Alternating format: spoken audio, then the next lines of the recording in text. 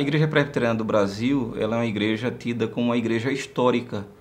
A histórica porque ela é fruto da Reforma Protestante, assim como igrejas como a Igreja Congregacional, a Igreja Batista, a Igreja Presbiteriana ela é fruto da Reforma Protestante. Nós somos herdeiros da chamada teologia calvinista, fruto da Reforma Protestante do século XVI. João Calvino foi um reformador de segunda geração e é conhecido como sendo o teólogo da Reforma. A Igreja Presbiteriana do Brasil ela tem como sua única regra de fé e prática as Escrituras Sagradas. Nós entendemos que tudo que acontece na vida do ser humano acontece a partir de Deus. Deus se move ao encontro do homem, Deus toma a iniciativa.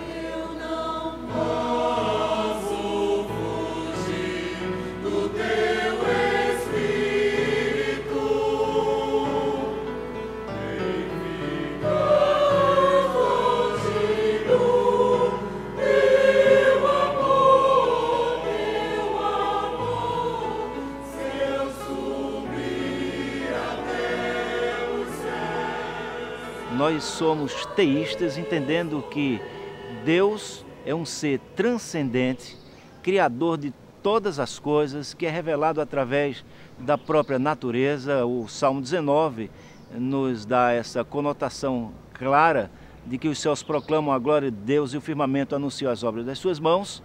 E, portanto, cremos nesse Deus transcendente. Mas, diferentemente daquilo que creem os deístas, fruto de uma época de pensamento, a época iluminista, nós cremos também num Deus imanente, um Deus que intervém na história, um Deus que se relaciona com o homem, portanto, um Deus completo.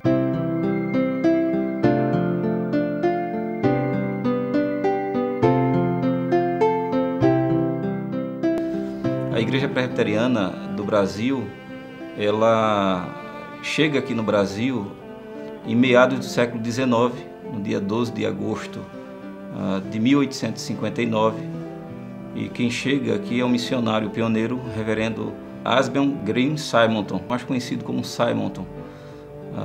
E o Simonton ele é um missionário mandado pela Igreja Presbiteriana dos Estados Unidos, solteiro, chega aqui solteiro, tem uma vida dificílima no aprendizado da língua. Depois que chegam alguns colaboradores, o Blackfall, seu cunhado, que era casado com a irmã do Simonton, Simonton vai retornar aos Estados Unidos para divulgar o trabalho aqui no Brasil, o crescimento do trabalho.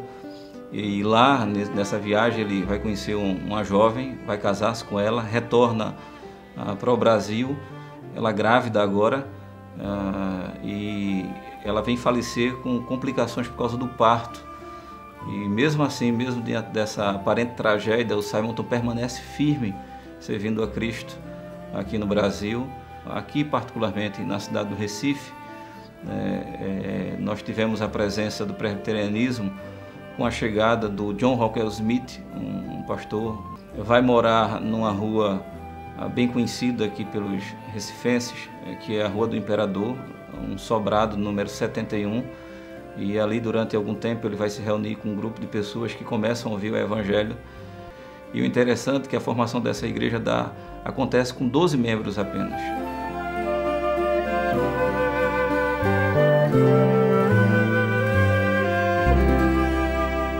A igreja presbiteriana, ela tem essa conotação porque vem dos presbíteros. A palavra grega presbíteros significa anciãos que podem, assim, dirigir a igreja. Ela não tem um regime episcopal, ela não é episcopal, porque ela é dirigida por estes presbíteros. O pastor da igreja também ele é um presbítero.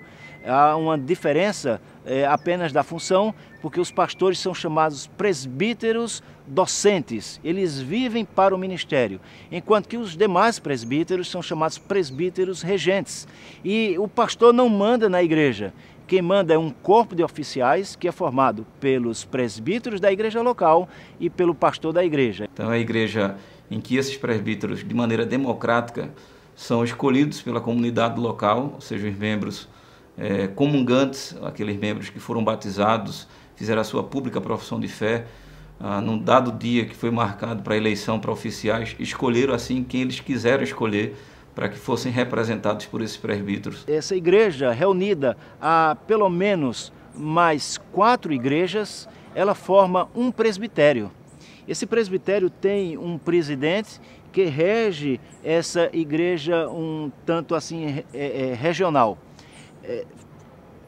3 presbitérios reunidos vão formar aquilo que é chamado sínodo, que é mais abrangente, é um aspecto maior, uma parte maior dessa nossa igreja. Esse sínodo, então, é dirigido por também um presidente que é eleito de 2 em 2 anos. E por último vem o nosso Supremo Concílio, que reúne todos os sínodos do nosso Brasil. Pois tu formaste o meu interior, tu me teceste no seio da minha mãe. Graças te dou. Na igreja presbiteriana, os pastores não são obrigados ao celibato. Obviamente que alguns buscam essa opção. Há opção e não há imposto. Não existe imposição para que o pastor não case. Ele pode sim ser celibatário, tá certo? Mas não é uma prática na nossa igreja. A grande maioria, talvez 99% dos pastores da Igreja Presbiteriana do Brasil são casados, têm filhos, não temos dificuldades com relação a isso. Entender que as Escrituras Sagradas fazem do casamento algo santificado e que deve ser praticado pelos homens. Com relação à possibilidade de mulheres poderem ou não desenvolverem trabalhos na igreja como pastoras, nós queremos dizer que a Igreja Presbiteriana do Brasil, ela não tem essa prerrogativa, ela não aceita a ordenação de mulheres nem para o diaconato, nem para o presbiterato e muito menos para o pastorado. Fazemos isso não por uma razão qualquer, mas lendo nas Escrituras Sagradas, desde Gênesis a Apocalipse, nós vamos ver um princípio. Você vai ver que no Antigo Testamento sempre os homens eram chamados para serem sacerdotes do templo. Não existiam sacerdotisas entre o povo judeu, que é a origem do cristianismo. Igualmente, no Novo Testamento você não vai ver apóstolas, mas você vai ver apóstolos, que são chamados para desenvolver um trabalho especial. As mulheres têm um ministério na Igreja Presbiteriana do Brasil fantástico, através das sociedades de auxiliadores femininas. Elas desenvolvem suas atividades em todas as áreas, sociais, ministeriais, missões, todas elas. Contudo, não existe ordenação nem para o diaconato, nem presbiterato, muito menos para o pastorado da igreja. É uma igreja, como vocês poderão perceber, que tem uma preocupação com a formação teológica dos seus líderes, dos pastores. Nós temos aqui no Brasil aproximadamente 8 seminários. O Seminário Presbiteriano do Norte é um dos seminários mais antigos. Por exemplo, o Seminário Presbiteriano do Norte, ele está fazendo agora esse ano 110 anos. E é conhecido como Casa de Profetas.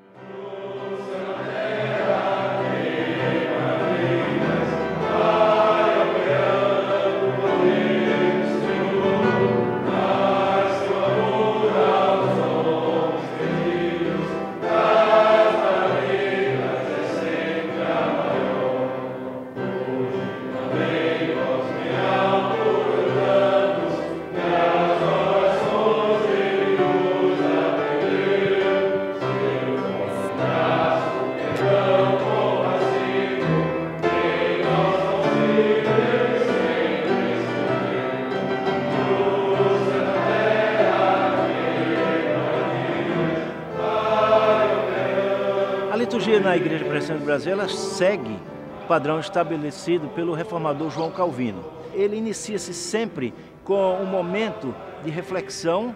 Nós entendemos que pecamos contra Deus por pensamento, palavras e ações, então confessamos a Deus os pecados, cremos que Jesus já pagou por esses pecados na cruz do Calvário.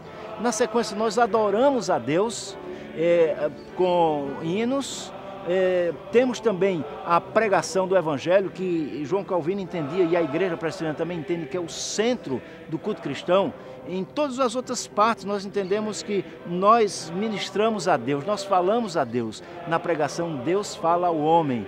E por último, quando temos pelo menos uma vez por mês a celebração da Ceia do Senhor. A palavra de Deus é viva dos nossos corações, porque um dia o nosso amigo Jesus decidiu partir o seu corpo por causa da sua vida e por causa da minha vida. Entendemos que só existem dois sacramentos, o batismo e a ceia do Senhor, que não apenas para o presbiteriano é um memorial. Nós não cremos que há uma mudança nos elementos, no pão e no vinho. Nós cremos que eles continuarão sendo pão e vinho, não há a transubstanciação. Nós cremos que eles continuarão sendo pão e vinho. Contudo, eles representam o corpo do Senhor Jesus Cristo e, ao serem ingeridos de forma simbólica, há um alimento espiritual.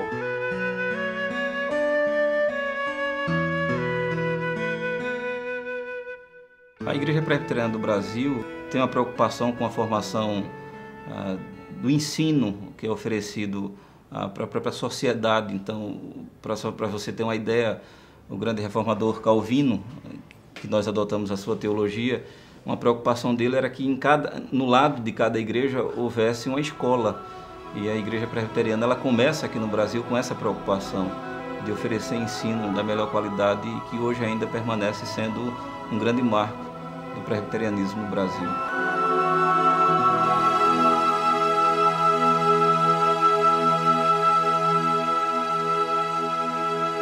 Me sinto de fato muito feliz, até porque entendo que a fonte da felicidade está em você estar no centro da vontade de Deus. Eu amo a Jesus, amo a igreja, mas entendo que a igreja não é a minha mola propulsora, não é ela que me dá a salvação. Quem me dá a salvação é Jesus. Eu agradeço a Ele porque Ele me concedeu ser seu servo na Igreja Presbiteriana do Brasil. Por isso eu sou feliz.